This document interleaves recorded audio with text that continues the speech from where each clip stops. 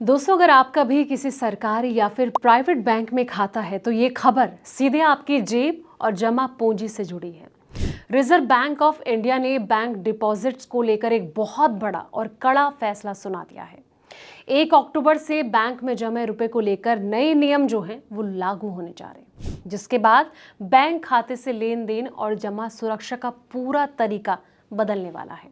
आखिर आरबीआई को अचानक ये कदम क्यों उठाना पड़ा और 1 अक्टूबर के बाद आपकी जमा पूंजी पर इसका कितना इम्पैक्ट पड़ने वाला है, आइए समझते हैं इस रिपोर्ट में। नमस्कार, मैं हूं आपके साथ संध्या बिष्ट और आप देख रहे हैं द इकोनॉमिक टाइम्स हिंदी। दोस्तों, आरबीआई ने देश के सभी कॉमर्शियल बैंक के लिए जमा पर मिलने वाले ब्याज से जुड़ा एक बेहद अहम फैसला सुनाया है। रिजर्व बैंक ने बैंकों से साफ कह दिया है कि वो अपनी सभी शाखाओं में एक ही दिन जमा की जाने वाली समान राशि पर ग्राहकों को एक जैसी ही ब्याज दरें दे सकें। किसी भी ब्रांच में ब्याज दरों को लेकर भेदभाव या फिर अंतर करने की इजाजत नहीं होगी।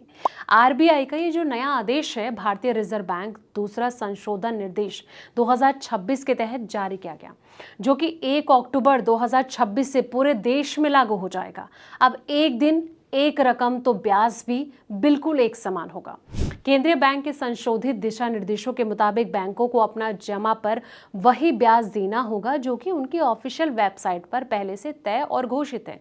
अगर कोई ग्राहक देश के किसी भी शहर या फिर ब्रांच में एक ही दिन समान रकम जमा करता है तो बैंक उसे अलग अलग ब्याज दर नहीं दे सकते हैं।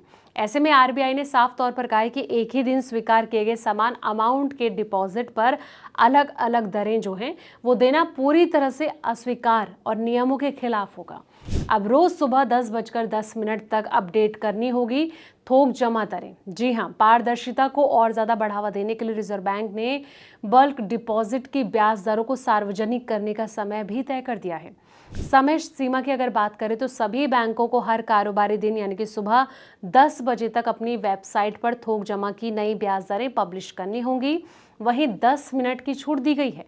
आरबीआई ने इसमें अधिकतम 10 मिनट की रियायत दी है, यानी कि बैंकों को हर हाल में सुबह 10:10 तक अपनी ब्याज दरें वेबसाइट पर अपडेट कर देनी होंगी।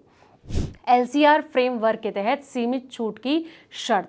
आरबीआई ने बैंकों को लिक्विडिटी कवरेज रेशियो यानी कि एलसीआर ढांचे के तहत थोक जमा पर ब्याज दरों में मामूली या फिर सीमित अंतर रखने की छूट दी है, लेकिन ये छूट तभी मान्य होगी जब इसका आधार कोई ठोस और वैध वित्तीय मानक होगा, ना कि बैंक की मनमर्जी। 1 अक्टूबर 2026 से नए नियम प्रभावी हो जाएंगे। दोस्तों, आरबीआई के अनुसार ये नया ड्राफ्ट जून में जारी किए गए ड्राफ्ट गाइडलाइंस पर बैंकिंग स्टेक होल्डर और साथ ही आम जनता से मिली प्रतिक्रियाओं का गहराई से अध्ययन करने के बाद तैयार किया गया है। 1 अक्टूबर से लागू होने वाले इस नियम से बैंक ग्राहकों को अपनी जो जमा राशि है इस पर पारदर्शी और साथ ही सही रिटर्न मिलेगा। तो इस नियम को, इस कदम को आप कैसे देखते हैं, कमेंट बॉक्स में अपनी राय जरूर दें। फिलहाल इस वीडियो में इतना ही। ऐसे पल पल के अपडेट्स के लिए आप देखते रहें द इकोनॉमिक टाइम्स हिंदी।